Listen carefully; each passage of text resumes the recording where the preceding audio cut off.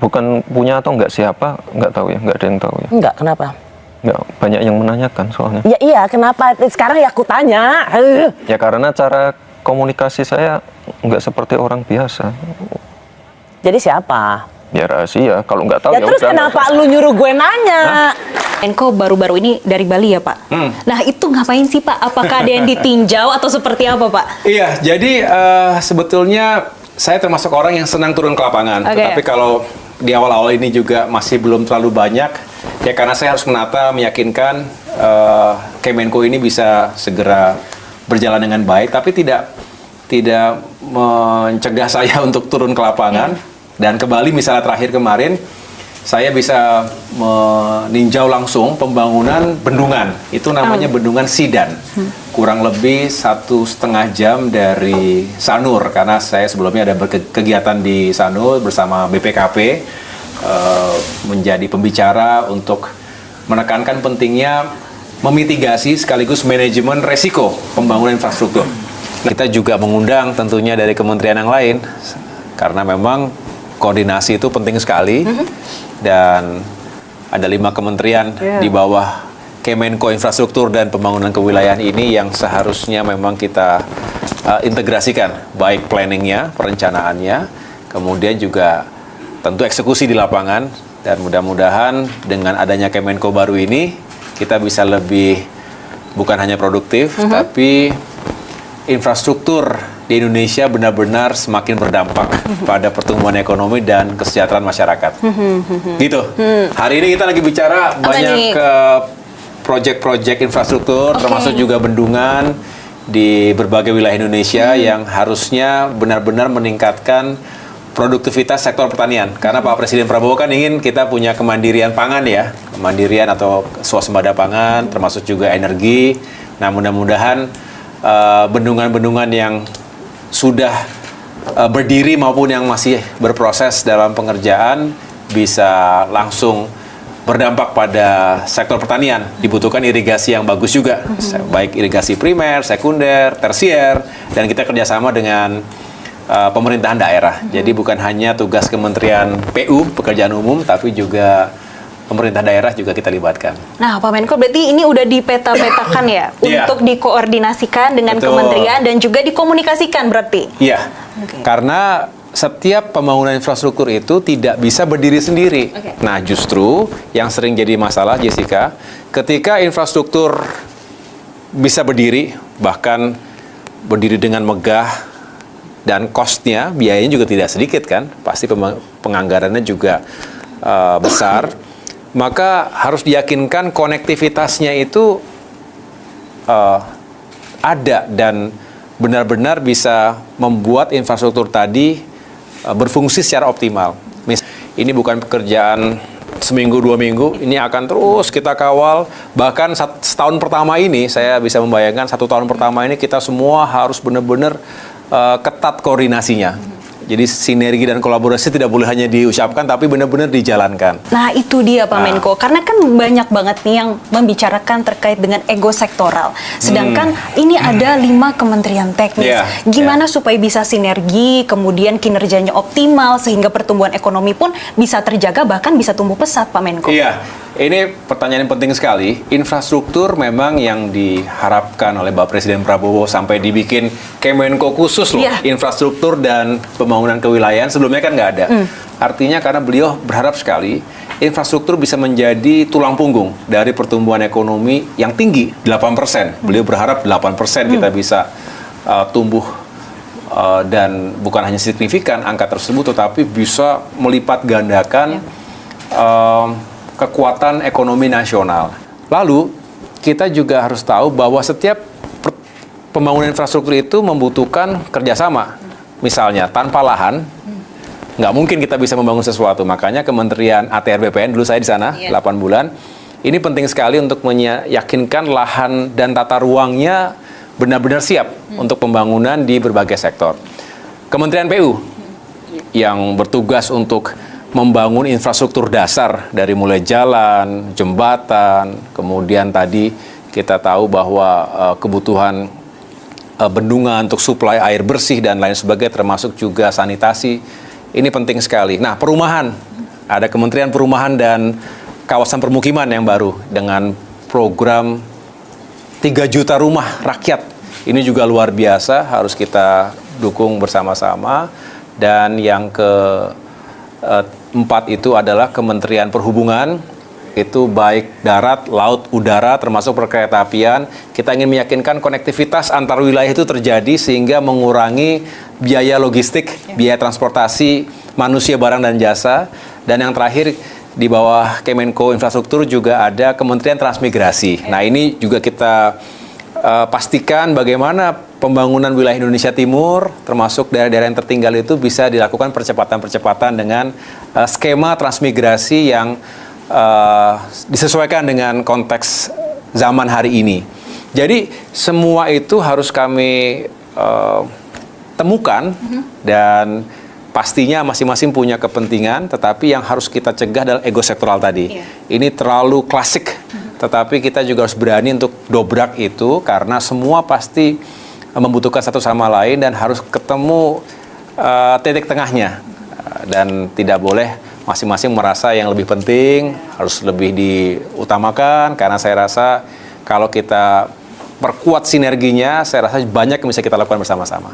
Tapi untuk kedepannya artinya pembangunan akan pemerataannya lebih masif ya Pak Menko? Harusnya begitu. Jadi nggak boleh hanya Jawa saja yang maju. Tidak boleh hanya masyarakat kota yang menikmati pembangunan infrastruktur. Justru yang kita perhatikan bagaimana desa-desa kita itu juga semakin baik fasilitas atau sarana prasarananya tadi mendukung tumbuhnya sektor pertanian kita, para nelayan kita, termasuk juga kita berharap dengan semakin fokusnya kita meningkatkan kesejahteraan masyarakat, berarti sektor pendidikan dan pelayanan kesehatan itu tidak ditinggalkan, bahkan dikedepankan. Dan inilah keinginan termasuk visi yang tertera dalam Asta Cita, Bapak Presiden Prabowo Subianto berkali-kali menekankan infrastruktur itu harus berdampak. Dampaknya harus langsung. Multiplier effect. Ya, multiplier efeknya. Kita berharap pembangunan di segala sektor ini juga bisa mendatangkan investasi. Nah, ini penting sekali. Investor juga perlu memahami apa saja yang akan dikerjakan oleh pemerintah 5 tahun ke depan. Dan yang tidak kalah penting, Jessica, adalah bagaimana membangun trust and confidence dari para investor. Kalau ada kepastian hukum, termasuk kepastian hukum atas tanah, kepastian hukum berinvestasi, ini saya rasa akan mengalir modal atau capital ke Indonesia dan kita bisa tumbuh dan juga termasuk untuk menjadi sumber penganggaran bagi pembangunan infrastruktur dan hal-hal lain. Nah, Pak Menko baru-baru ini dari Bali ya Pak?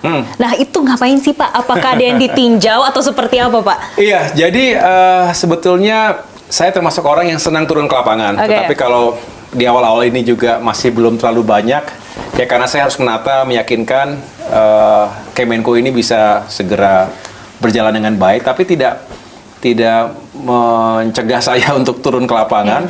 Dan ke Bali misalnya terakhir kemarin, saya bisa meninjau langsung pembangunan bendungan. Itu namanya bendungan Sidan. Kurang lebih 1,5 jam dari Sanur, karena saya sebelumnya ada berkegiatan di Sanur bersama BPKP, menjadi pembicara untuk menekankan pentingnya memitigasi sekaligus manajemen resiko pembangunan infrastruktur. Nah, pendek cerita, saya ke bendungan itu untuk melihat proses finishing, karena sebetulnya tinggal sedikit lagi bisa diresmikan. Bendungan yang tujuannya adalah memberikan suplai air bersih ke 4 kabupaten kota di sekitar lokasi bendungan. Yang kedua adalah melihat potensi listrik yang bisa dihasilkan, baik itu yang sifatnya mikrohidro maupun yang tenaga surya, tetapi yang ya di atas air itu. Jadi memang luas cakupan pembangunan infrastruktur ini, dari urusan yang sangat mendasar tadi sampai dengan sesuatu yang harus dikembangkan dan melibatkan pembenahan tata ruang wilayah, kemudian juga mengundang berbagai ekspertis karena teknologi terkini juga selalu diupdate dan harapannya membuka lapangan pekerjaan tetapi juga yang ramah lingkungan. Mbak penasaran nggak? Apa? Konsultan saya siapa? Siapa? Oh, nggak tahu ya. Semua orang menanyakan itu. Punya konsultan politik atau enggak? Bukan punya atau nggak siapa, nggak tahu ya, nggak ada yang tahu ya. Enggak, kenapa? Nggak banyak yang menanyakan soalnya. Ya iya, kenapa? Sekarang ya aku tanya. Ya karena cara komunikasi saya nggak seperti orang biasa. Jadi siapa? Ya rahasia. Kalau nggak tahu Ya ya terus udah. kenapa lu nyuruh gue nanya? Ngetes aja, ngetes. Siapa tahu udah tahu. Kan orang-orang bertanya ini kenapa di Twitter kayak orang gila gini ya gitu. Emang punya konsultan? Emang punya konsultan? Ya punya lah kalau Punya. udah sekelas ini, udah di level ini harus punya. Kenapa lu? Orang Inilah. nanya, Inilah orang nanya. stylenya Mas Gibran kan. Pokoknya low profile dulu, rendah-rendah dulu. Tapi abis itu udah sekelas ini, emang sih. Dikat ya? Enggak. Enggak. Oke, Orang-orang Mas Gibran. bertanya-tanya. Ini menarik ya, menurut saya. Ini iklan dulu lah Mbak, yuk. Ntar dulu, hostnya gue. Oh iya ya. Ini menarik ya menurut saya, karena Mas Gibran mengatakan, ya ini para politisi senior dengan rasa hormat, pilihlah nasihat-nasihat supaya tidak antipati. Saya nggak memberi nasihat ke senior loh Mbak, enggak ya. Masukan. Enggak, bukan masukan juga, ini ya, kayak curhatan pribadi aja. Oke, curhatan seorang Gibran Raka Buming Raka. Tapi menurut saya ini bisa jadi masukan. Karena apa? Karena partainya Mas Gibran ini sering sekali juga dipersepsikan sebagai partai yang sombong. Kami kembali sesaat lagi. Profile picture itu lain. Ada nggak wali kota, gubernur yang profile picture-nya seperti saya? Kalau yang udah tua pasti, ini ngapain seperti itu? Harusnya pakai peci terus kayak gini, Mas. Nah. Mbak, banyak loh yang ngasih masukan kayak gitu. Itu kan udah saya Ngomong-ngomong tumben loh kamu lucu loh. udah saya bikin kaosnya. Ini saya lagi pesen gantungan kunci juga. Yang namanya milenial, Gen Z, itu treatmentnya lain. Treatmentnya tidak bisa yang seperti dulu. Ini yang sekarang sedang saya pelajari bersama para konsultan saya. Treatmentnya lain. Sombong. Ini ada treatmentnya masih seperti dulu. Ya ini nggak ketangkep. Itu aja.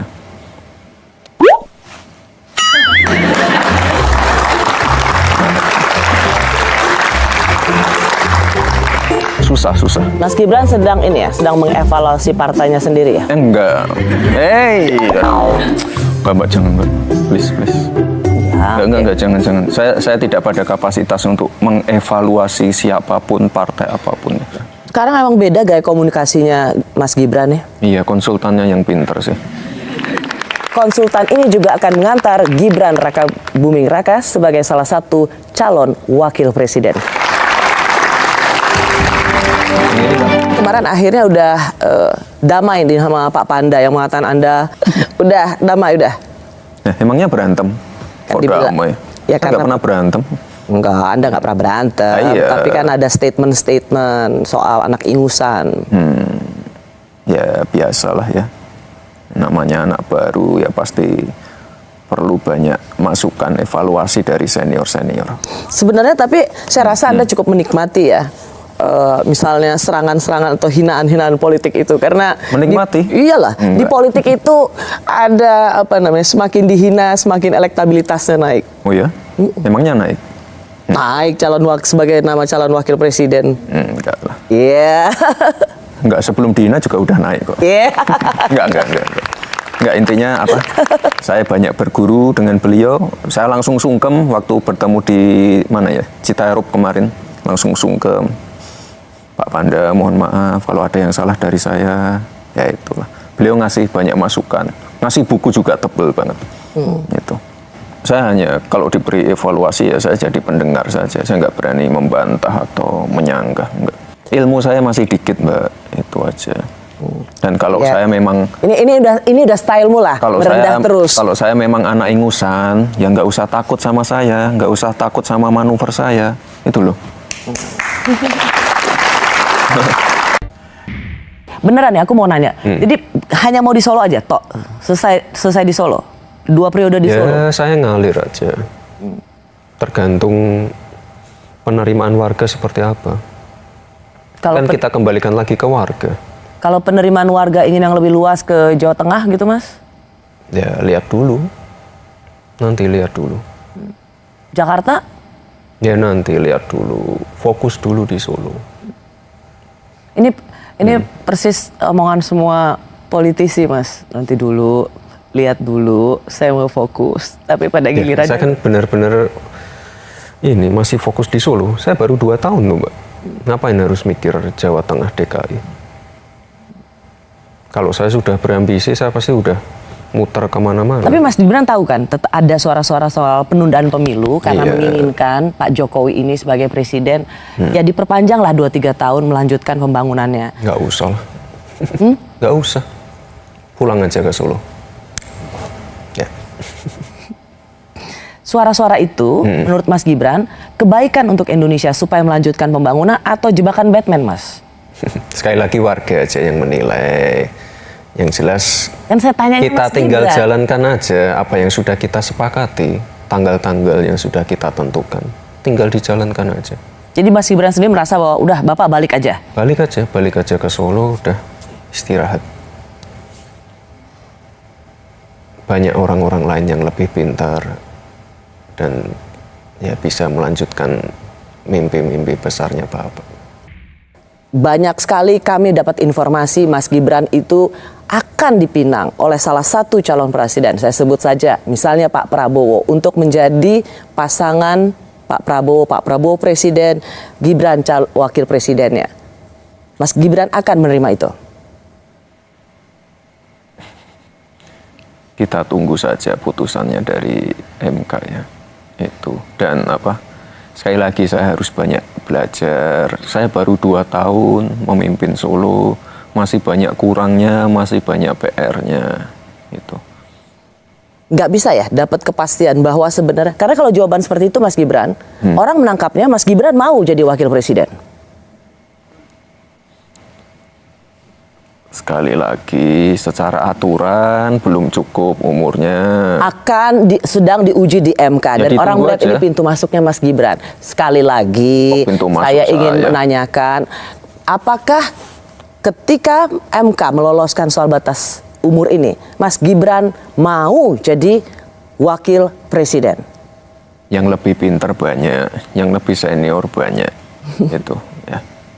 Enggak. Kalau gitu gini. Apa? Karena itu berarti boleh dong orang punya impresi dengan jawaban seperti itu. Mas Gibran mau jadi wakil presiden. Ya, itu kan sudah saya kasih jawaban. Mau ya berarti ya. Umurnya belum cukup, ilmunya Enggak. belum cukup. Semua Oke, halo teman-teman, kembali lagi bersama saya di channel ini. Salam NKRI harga mati. Ya, teman-teman, mungkin kita sudah melihat dari cuplikan video ya, banyak teman-teman dan netizen juga yang mengomentari atau memberikan beberapa tanggapannya perbedaan wakil presiden kita sekarang yaitu Gibran dengan AHY. Nah, teman-teman, pertanyaan sekarang ya, banyak netizen yang mengatakan atau membanding-bandingkan dari seorang Gibran dengan AHY. Ini sebenarnya siapa ya wakil dari kita ini, Gibran atau AHY? Malahan AHY terunggul atau bisa dibilang top lah untuk memberikan beberapa atau komunikasinya atau public speakingnya dengan berbagai bahasanya itu lebih mantap dengan Gibran yang dikatakan oleh netizen. Apakah ini salah satu bagian ya apa yang sudah kita lihat tentang perjalanan sebagai Gibran ini, atau pengalaman dengan AHY ini lebih tinggi dari AHY atau Gibran? Nah, inilah teman-teman ya, mengapa banyak sindiran-sindiran dari netizen yang mengatakan bahwa Gibran itu masih kurang atau masih apalah dengan AHY atau dibandingkan dengan AHY. Nah, di sini kita juga bisa melihat di saat dia diwawancarai oleh beberapa yang berkepentingan seperti yang kita lihat kemarin dengan beberapa orang yang sudah mewawancarai Gibran, baik itu Nazwa dan baik itu juga Rosi. Dan ini juga bisa kita lihat ya teman-teman ya dari cuplikan video tersebut. Inilah komentar netizen yang mengatakan bahwa AHY top, tenang, jenius, berwibawa, punya karisma, pintar, cerdas. Kalau yang satunya dijawab sendiri aja, takut dosa aku. Ya, mungkin inilah teman-teman ya, komentar-komentar dari netizen yang sudah menilai dan mengetahui apa saja yang sudah mereka lihat tentang Gibran dibandingkan AHY ya. Isin aku duwe wapres. Nah, ini kurang ngerti ya, kita bahas. Jelas beda lah kualitas. AHY oke lah ditanya dan menjawab dengan lugas. Tapi yang satu lagi ditanya malah bertanya. Iya, bingung jadinya. Gimana mau mengelola negara dengan kemampuan selevel anak SMP? Inilah teman-teman ya. Makanya banyak netizen yang membanding-bandingkan Gibran dengan beberapa anak-anak baik itu SMA, mahasiswa, dikarenakan kondisi yang sekarang ya, yang sudah mereka lihat tentang politik yang sudah dijenjang oleh Gibran. Sepintar dan Sion yang sayang di NKRI, sepintar jadi bawahan, Sion jadi atasan, ini nyata dan bukan hoax. Dukungan Pak AHY Presiden tahun 2029. Nah, inilah teman-teman. Apakah juga teman-teman setuju dengan apa yang selanjutnya nanti atau kelanjutan kepemimpinan kita ini? Apakah itu bisa terjadi yang mungkin dikomentari atau tanggapan dari netizen bahwa AHY akan maju dan akan naik. Nah, ada beberapa juga yang mengatakan bahwa ada orang-orang yang terdekat akan memimpin dan akan menjadi menemani Prabowo atau sebaliknya. Nah, inilah teman-teman bagaimana tanggapan teman-teman tentang seperti ini. Silakan isi tanggapannya di kolom komentar.